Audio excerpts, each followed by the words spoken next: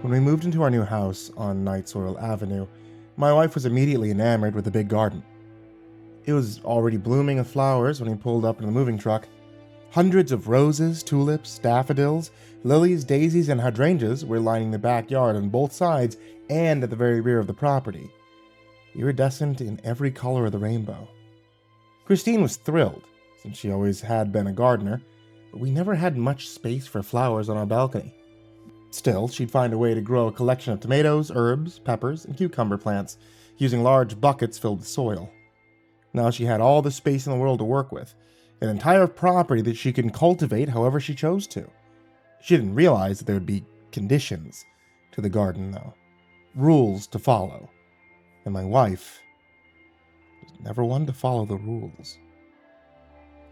Despite the magnificent garden at our house, it was missing a few things. Peppers, cucumbers, herbs, and tomatoes were the things we'd always grown on our balcony, so Christine immediately wanted to do the same thing at the new house. It was the beginning of summer, and so it was a bit late to be planting. Luckily, she'd brought the big pots from our balcony, and she set them out in the backyard to transplant them into the soil back there.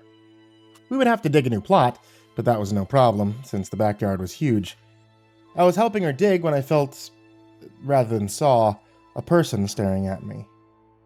It took me a few moments to look up, but eventually I did, and noticed my neighbor was right there, just a few feet away, standing on her back lawn. She was watching me with a blank stare, her arms hanging limply at her sides. "Good morning," I said, as warmly as I could under the circumstances. "How are you?" She was creeping me out. The way she was just standing there, her hair frizzy and out of place, one upper lip pulled back in a sneer like a territorial dog. The look she was giving me was something that would make most people want to run. But we were in our own backyard. She didn't respond to my greeting or my question. "You shouldn't be doing that," she said. "Doing what?" my wife asked, looking genuinely curious. "Read the rules," she said, then turned around and walked back inside, slamming the door behind her. We both stood there for a few seconds, quietly in awe of what had just happened. "The fuck was that?" my wife asked finally. "I don't know. She got a frickin' screw loose." "Yeah." Doubtfully, my wife went back to digging. She looked back at the neighbor's house occasionally, and so did I, disturbed to see the woman standing there watching us from her back window. That night, my wife came into the living room with a crumpled piece of paper in her hands. She was unfolding it and reading it, her eyes going wide as she paced, mouthing the words out loud. "What is that?" I asked nervously. She continued quietly reading for another minute as I grew more and more anxious. "Christine, what is it?" Finally, she answered. "I found it wedged under the front doormat. Must have missed it when we moved in. A list of rules for living here." "Let me see," I said. She handed the list to me. There were only 4 rules on the crumpled piece of paper, and we had broken all 4. Rule 1. You may plant flowers within the designated flower beds, but do not, under any circumstances, plant any sort of fruit or vegetable. Rule 2. Do not dig outside of the designated flower beds. These are the only areas where planting is permitted. Rule 3. Watering of gardens must be done between 8 a.m. and 6 p.m. only. Autumn watering is not permitted. Rule 4. No outside soil is to be used on your property. Only soil found within the planters can be used for gardening purposes. "It's a joke," I said to my wife, my throat feeling dry, my mouth parched. A prank on the new neighbors." She looked at me doubtfully, and I wished I believed it myself. I tried to work up the courage over the following weeks and months to talk to the neighbors, but I always got the feeling they didn't want to speak with me. Doors slammed when I stepped outside, eyes darted the other direction when I tried to look their way. People on my street were always in a hurry when I was around, always late for a meeting or for church, bags full of groceries in their arms, too heavy and awkward to stop for a moment to chat, and I couldn't help but think they were all in a hurry to get away from me, like I was cursed or something. A leper they didn't want to make contact with, for fear of catching some disease. It felt like both of us were being shunned, but why? Because of some ridiculous list of rules? After a while, I stopped caring. and so did Christine. It was the only way to stay sane and avoid paranoia and unease at all hours of the day.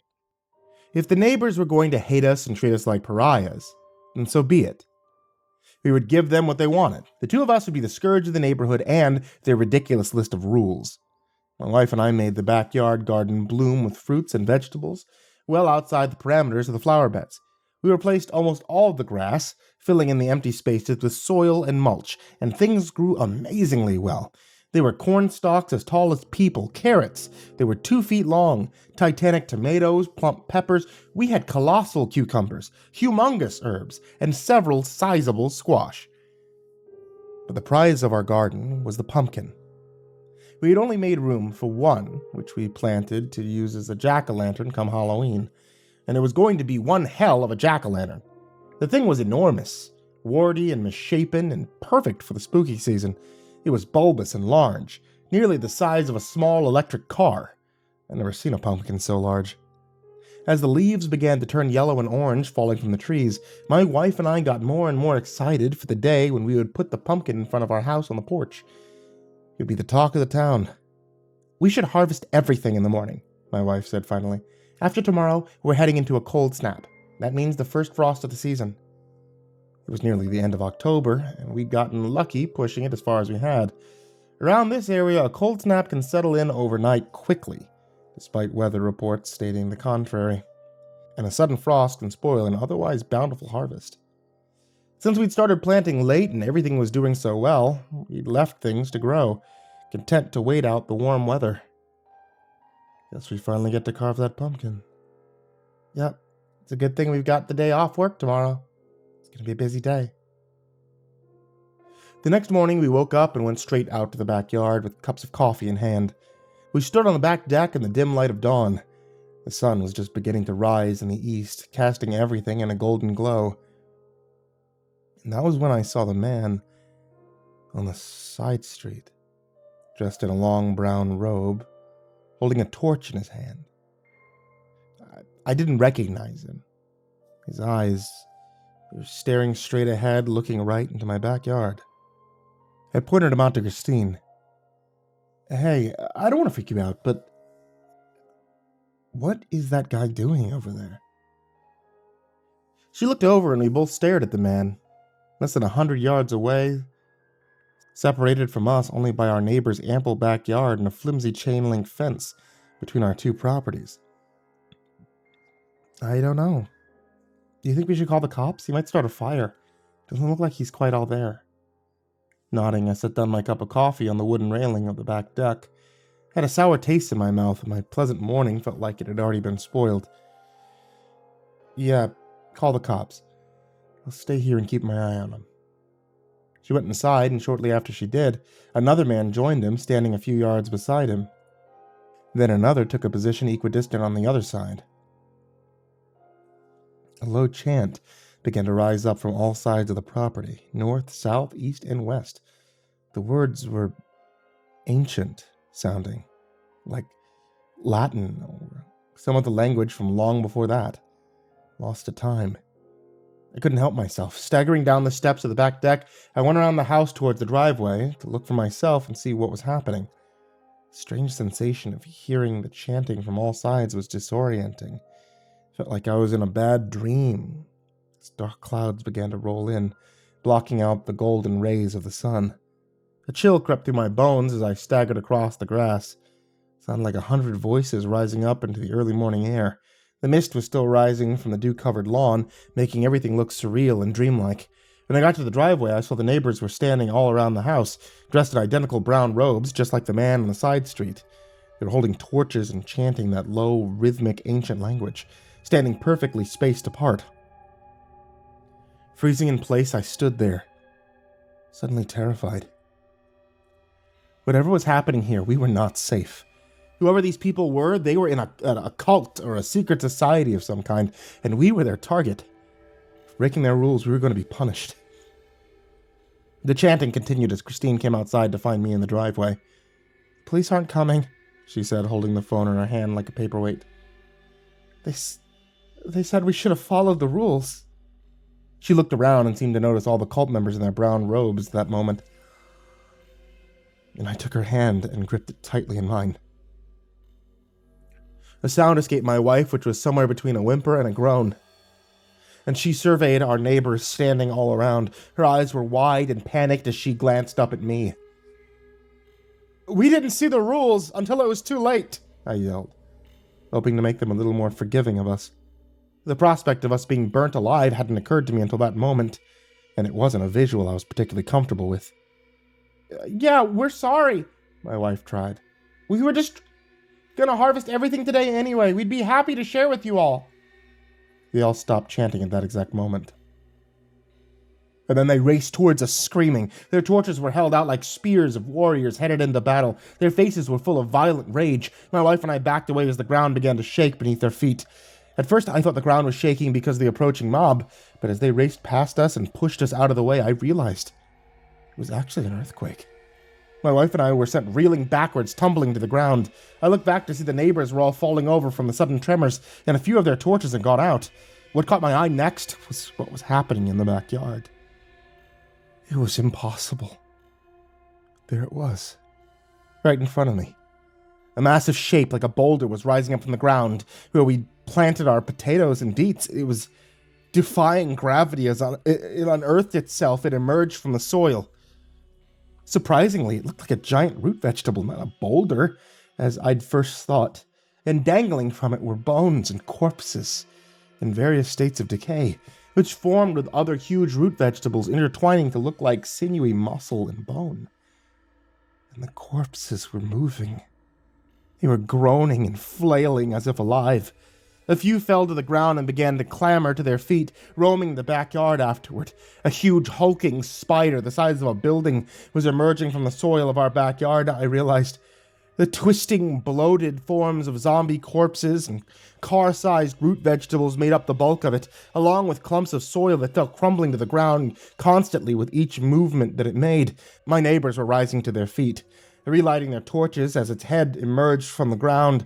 Our prized pumpkin made up its visage, and the blank, rotten faces of it were more horrifying than any jack-o'-lantern that we could have carved. Its green stalk connected to the rest of the monstrosity, compelling its hulking, arachnid form. "What the hell is that?" I heard my wife mutter as the two of us backed away in nervous terror. "It's the reason we have these rules in this neighborhood," the woman I recognized from next door said, her face mostly obscured by the hooded brown robe. "You must be new to Hollow's End," said another man I realized was from across the street. "Sorry, we all just thought you were being assholes." He took out a bow, and I saw that he had a quiver of arrows slung on his back, as did many of the other neighbors. They began to light the arrows from their torches as the entire form of the massive corpse root spider came into view. It towered over us, its legs as long as telephone poles. The bodies within its mangled form began to stir as the morning light hit them. "Ready your arrows," the man next to me yelled. "Light! Aim! Fire!" A dozen arrows with flaming tips were soaring through the air a second later as bowstrings twanged and released their pent-up force. The flaming arrows hit the giant spider, and its face lit up with fire, two glowing red eyes and a mouth opening up within the blank, warty skin of the pumpkin. A hideous jack-o'-lantern visage bloomed up its face that smiled at us and breathed a gout of fire in our direction, like a dragon, a rage. My wife and I dove out of the way, as did our neighbors, just as fire scorched the space where we'd been standing milliseconds before.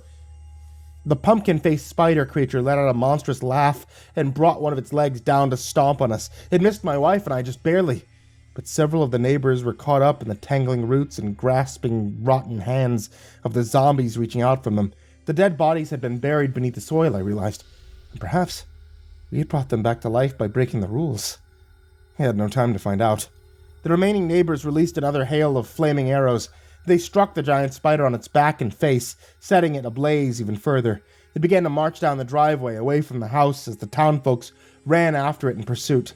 The road was soon littered with zombies falling from the thing's underbelly. They ambled off into the neighborhood, and I heard the occasional screams they came across unsuspecting people. Houses were set alight with the falling debris of the enormous flaming vegetables, which came tumbling from the spider, smoldering and acting as perfect fire-starting material.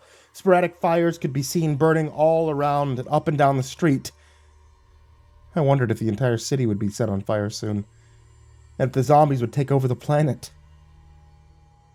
I mean, both those scenarios seemed highly probable. But at least we were safe for the time being. Uh-oh, my wife said from behind me. We might not be in the clear just yet. One of my neighbors was lying on the driveway, bleeding out. He looked up to see the same thing we were seeing. The tomatoes in the backyard hadn't been part of the giant spider. They were still hanging from their vines. But they were far from normal. Giant, plump, red tomatoes began to split open, revealing mouths filled with sharp teeth. They wriggled and broke free from the greenery and began to bounce towards us. My neighbor gasped, making a panic sound low in his throat.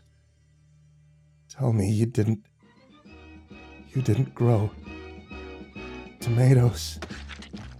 Attack of the killer tomatoes! Attack of the killer tomatoes! They'll beat you, bash you, squish you, mash you, chew you up for brunch. Hey there kids, it's me, Mr. Creepypasta, and thank you so much for watching tonight's video. And if you guys are not listening on the podcast, then I strongly suggest you check out Spotify. The Mr. Creepypasta Storytime podcast on Spotify is exactly what you see here on YouTube. Or if you're listening on the podcast, I strongly suggest you check out YouTube.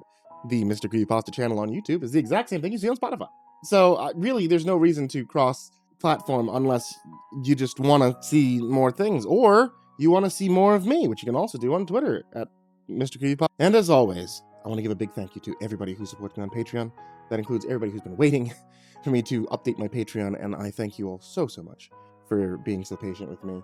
But especially, I want to give a thank you to Jordan Alexander Sanchez, Jacob Fensky, Stephanie Butler, Bobby Carmen, Chance Burnett, Diana Krause, Tristan Pelton, Acid System, Adam Garrick, Aaron Stormcrow, Aka Limchalk, Amber Clark, Angelus, Atomarus, Bastion Beefcake, Blue the Enigma, Braden Morris, Broken Beast 320, Captain Scurvy, Caspian, Shelly J, Corey Kenshin, Cronut 509, Crusader Chocobo, Cryptic Nightmares, Curse Pox Primarch, Dakota Lane Whetstone, Daniel Paulson, Darth Miver, Deleted Account, Dirt Diver 030, M, Esteban, Fester's Lampshade, Freddy Krueger, Gorag Trimagazine, Grand Moth the Milky, Hades' Nephew, Happy Birthday Jason Wilson, Harley, Himbo Jerry, Horseman Sec Time, Insanity Gamer X, Jay Cairns, Jesus Corneo, Jordan Humble, Justin LaFontaine, Kaylee Ambrose, Kiri the Sloth, Crazy Kid, Cryolinian, Lambda M98, Lisa Cottrell, Little Crow, Lord Life's Best, Lupita Galvin, Love You Eminem, Matt Bach, Melted Lake, Michael Allen Jr. Bashirs, Mike, Mr. Marcus Blitz, Nate Cull, Nico Kayo, Psychomel, Red Shadowcat, Rob Like Sharp Things, Samahai, Sashi Suzaku, Seclude, Stricken, Tali Sue, Tater Chip, That Creepy Chick, The Ginger Bros, Turtle Man, Voice of Sand, William King, Xavier and Cheyenne, Yargul, and Zachary Graphius. If you would like to join this list of names that I horribly mispronounce, then please head over to patreon.com/MrCreepypasta, or you can always check out the names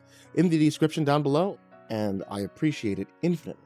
So thank you all on Patreon, thank you all so much, and to everyone, sweet dreams.